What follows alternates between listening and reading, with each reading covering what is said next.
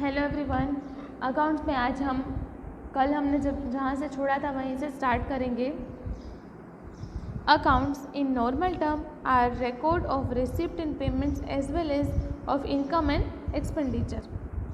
Account है वो क्या होता है, इनकम एंड एक्सपेंडिचर का मिक्सचर होता है एंड जो प्रॉफिट है वो लॉस है वो सब भी उसमें होता है। In addition to this record difference of receipt and payment account and income and expenditure account is deficit.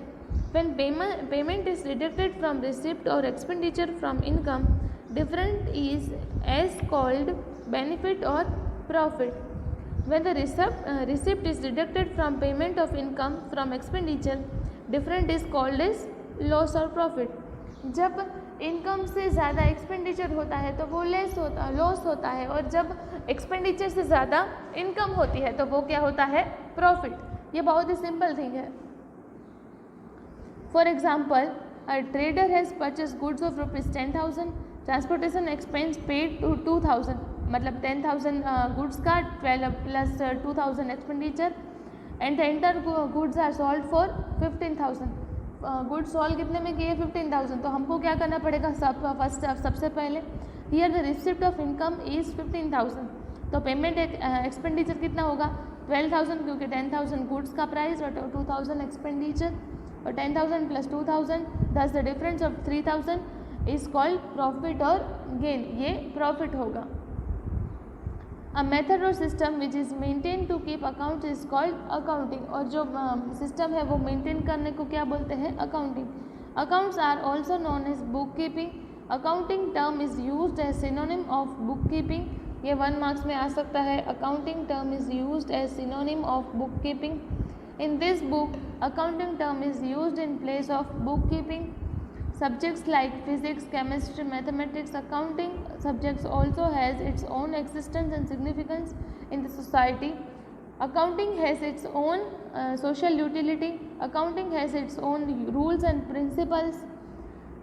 It is also an art and science. Accounting art है, science है, उसके principles अलग अलग है।